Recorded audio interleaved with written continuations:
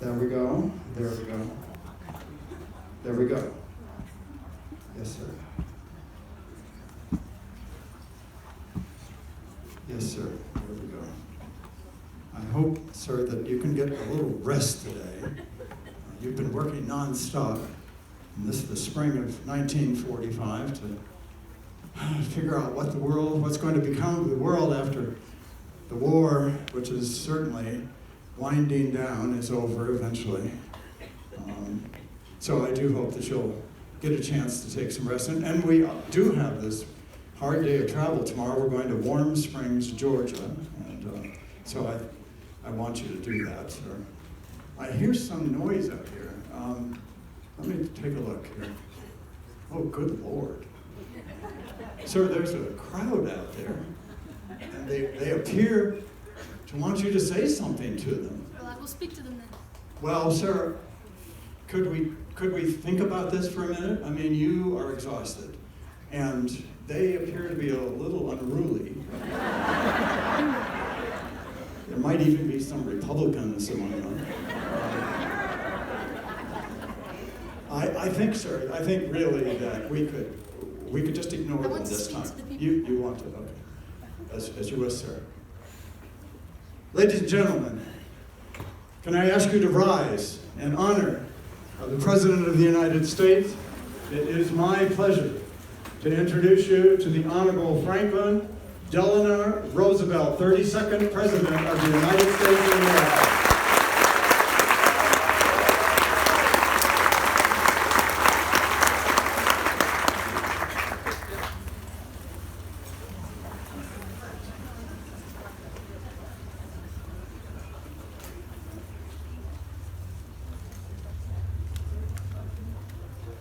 I have seen war. I have seen war on land and sea. I have seen blood running from the wounded. I have seen children starving and the agony of mothers and wives. I hate war.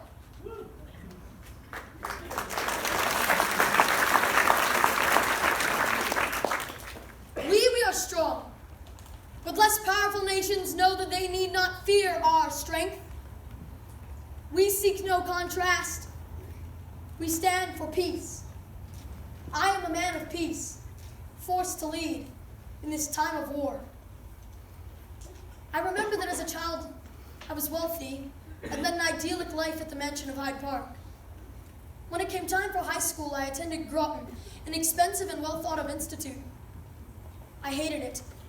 The headmaster gave each boy a stick and insisted that if we beat each other, it encouraged character building.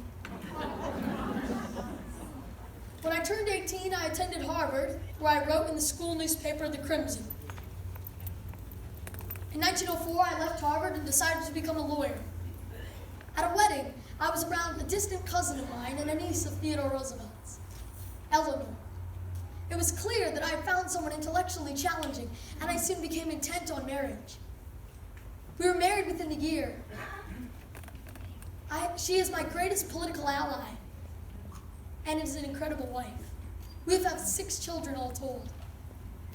After our family and marriage was established, we decided that I would try my hand at politics. I soon became the New York Senator and openly and actively supported the Woodrow Wilson campaign. When Wilson became president, he asked me if I would like to be his Assistant Secretary of the Navy, which fit my love of ships well. When World War I broke out, I asked President Wilson if I could go and fight the enemy afar, but he encouraged me to stay on in the position that I held. Shortly after, an enemy at home struck. After swimming in the waters off the coast of my home at Hyde Park, I came in and felt a stabbing pain in my legs. After scores of doctors could not reveal what it was, one finally told me the awful truth. I had polio. I was confined to my bed for over a year with polio, unable to stand or walk. I remember the day that I was finally able to stand and with the help of my sons take a few steps. Eventually I could walk, using crutches, every little step painstakingly on my crutches. My arms would be red and swollen from overuse. I had a goal: to make it to the neighbor's mailbox down at the end of the street. Every day I attempted to make the trip. I struggled, sometimes having to turn back, sometimes falling and having to wait for a neighbor or friend to come by and help me up. I remember the day that I finally neared the mailbox and touched it with a sense of relief. Fortunately, I was able to move on from polio and back into politics, although the effects of it are with me forever. I soon became the New York governor and began to aspire to the presidency. In 1932, I decided to challenge the Republican incumbent, Herbert Hoover, who was largely unpopular at the time due to the Great Depression. I won 42 of the 48 states in a historical landslide victory. My first challenge as the new president was to combat the Great Depression. We tried any and every new idea. If it didn't work, we went on to the next one. Our idea was the New Deal, a set of alphabet programs, the CCC, NRA, TVA, and so on. The CCC, Civilian Conservation Corps, helped young men find jobs in forests, planting trees, or building bridges. The NRA regulated fair wages for workers, and the TVA helped farmers whose crops have been destroyed. Together, we pulled America out of what has been our worst economic crisis ever. But as America focused on her problems at home, fighting abroad had begun. Germany and Adolf Hitler had invaded Poland and were attacking other nearby countries.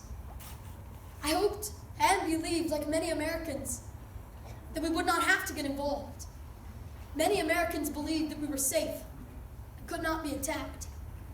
I remember sitting at my table in the White House, hearing the phone ring. When I picked it up, what I heard was unfathomable. We, the United States of America, had suddenly been attacked at Pearl Harbor by Japanese planes. We knew little to nothing about the damage of the attack. A stormy calm enveloped me as I took action. The more news that came in, the worse it was. Japanese planes had aggressively bombed American ships which sat in the harbor, taking thousands of American lives. I called my cabinet into meeting with these words: "This will be the most important cabinet meeting since 1861. The next day, I spoke before an open session of Congress.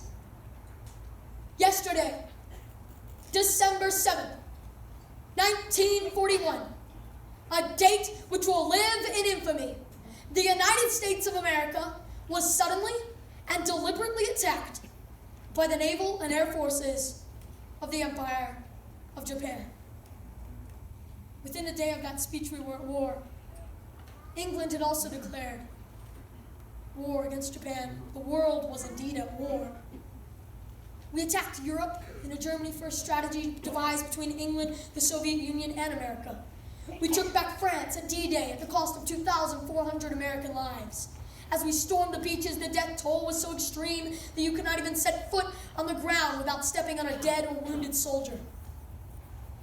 Now victory is almost in sight. Germany retreats into northern Africa as their power dwindles. But I'm not feeling well. So when I can, I will go down to a warm spring in Georgia, which eases the pain in my legs.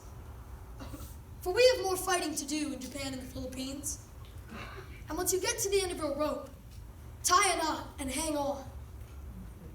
For I believe that we will win. So we must not fear. So let me assert my firm belief